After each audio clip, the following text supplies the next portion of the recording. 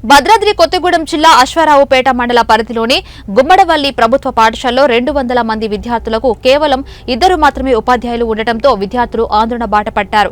ఈ విద్యా సంవత్సరం వృధా చేయవద్దంటూ ప్లకార్డులు పట్టుకుని రోడ్డుపై బైఠాయించారు. మొత్తం పిల్లలు 200 వరకు ఉండగా 36 మంది 10వ తరగతి విద్యార్థులున్నారని, తమ పాఠశాలకు వెంటనే ఉపాధ్యాయులను రిక్రూట్ చేయాలని డిమాండ్ చేశారు. తమ పిల్లలు చేస్తున్న నిరసనకు తల్లిదండ్రులు కూడా మద్దతుగా రోడ్డుపైకి వచ్చి ధర్నాలో పాల్గొన్నారు.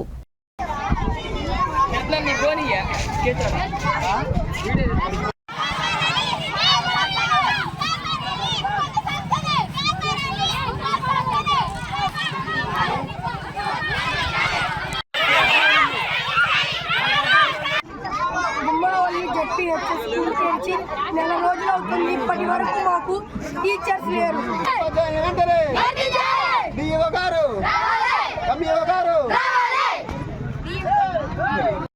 అరుచుకోండి, మీ ఇష్టమే. మీరు కూడా వాళ్ళకి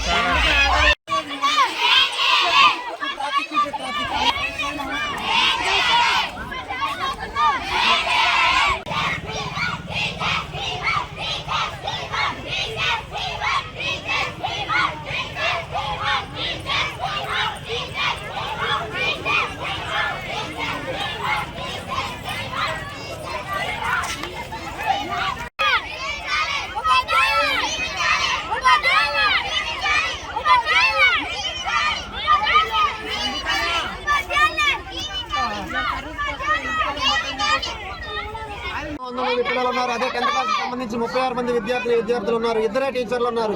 200 మంది విద్యార్థులు నెల రోజులైతున్న స్కూల్ తెరిచి ఉపాధ్యాయులు రాలేదు.